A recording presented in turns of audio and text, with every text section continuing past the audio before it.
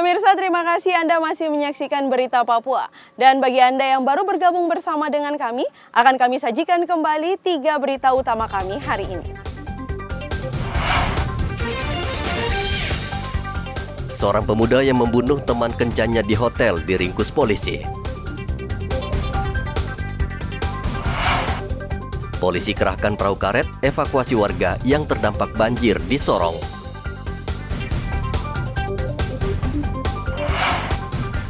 Dua keluarga di Mimika dan Merauke mendapat kejutan dari SCTV.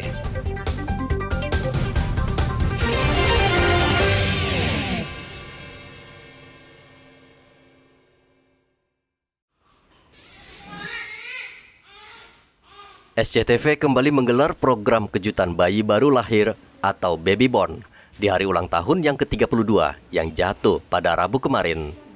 Dan kali ini yang beruntung adalah Martina Gulia, istri dari Rudinator Sangur di Timika.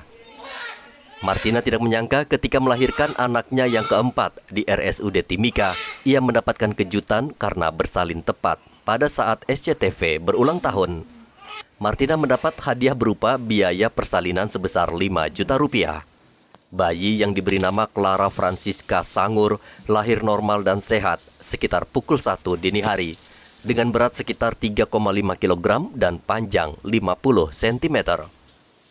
Selain biaya persalinan sebesar 5 juta rupiah, SCTV juga memberikan 3 bingkisan bayi dari 3 sponsor utama.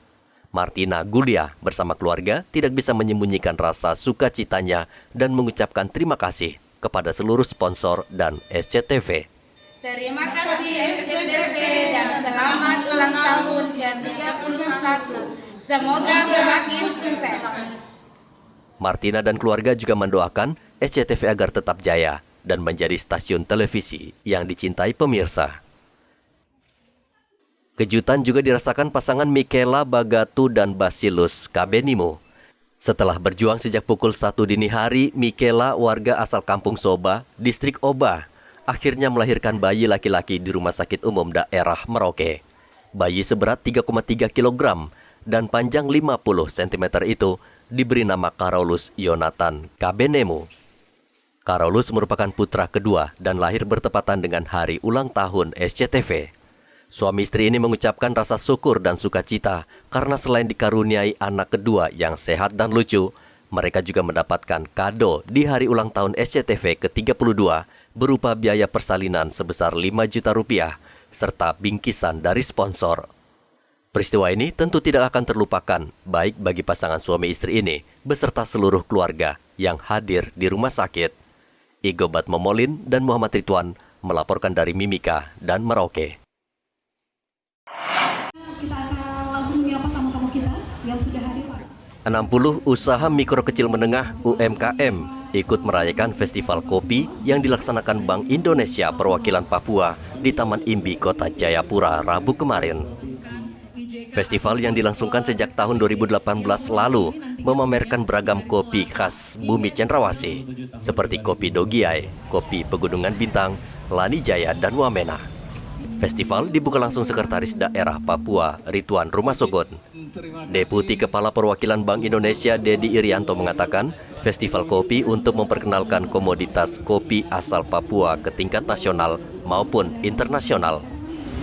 GBBI Provinsi Papua kali ini juga merupakan bagian dari GBBI Nasional yang telah diluncurkan oleh Presiden Republik Indonesia pada 14 Mei 2020. Target capaian GBBI hingga 2023 adalah peningkatan 30 juta unit artisan Indonesia UMKM atau IKM ke dalam ekosistem digital dan peningkatan transaksi penjualan.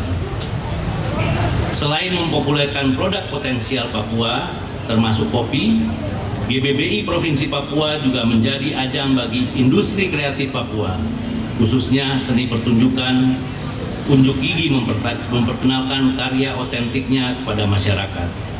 Untuk itu, GBBI kali ini juga akan mengikut sertakan UMKM potensial yang terus kami dorong kinerjanya sehingga dapat berperan signifikan bagi perekonomian Provinsi Papua.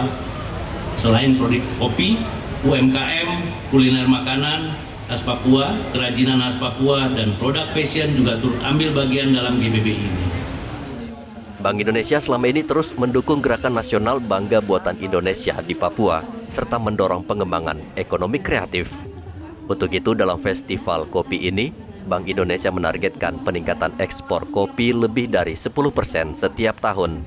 Hendra melaporkan dari Kota Jayapura, Papua.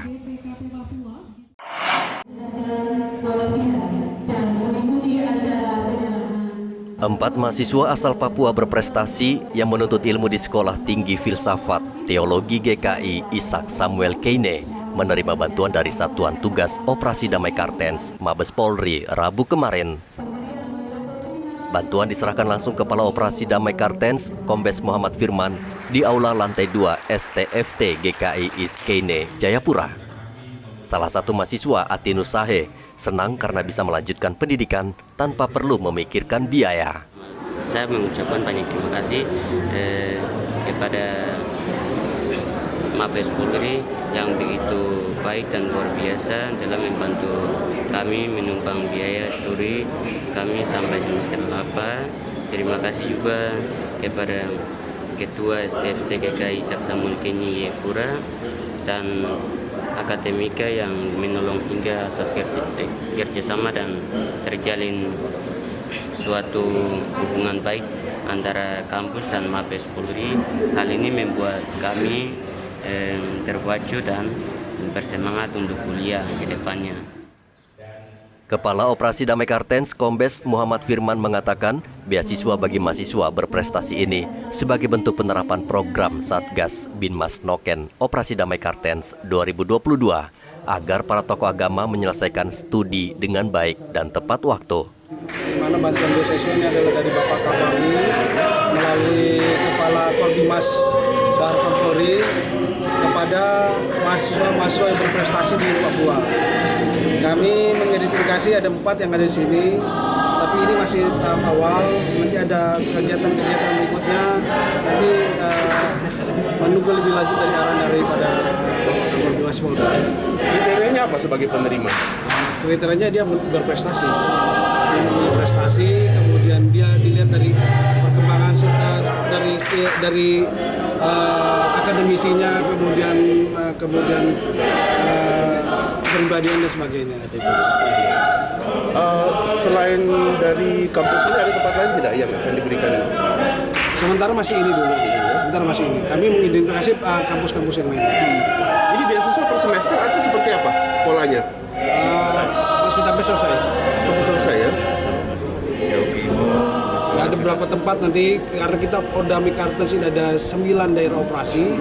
Kita fokuskan di 9 daerah operasi ini. Kami mengidentifikasi dari 4 mahasiswa STFT GKI Ishak Keine, Papua yang menerima bantuan beasiswa adalah Atinus Sahe, Eliezer Wabuk, Nela Vince Manuaron, dan Josepina Yerisetau. Mereka mahasiswa berprestasi namun berasal dari keluarga kurang mampu, sehingga mereka membutuhkan bantuan untuk menyelesaikan pendidikan. Hendra melaporkan dari Kota Jayapura, Papua.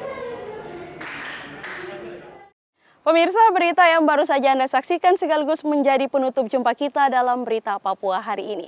Bersama kru yang bertugas, saya Cynthia Delima mengucapkan terima kasih atas perhatian Anda. Kami pamit undur diri, selamat pagi, semangat pagi, Wanyambi.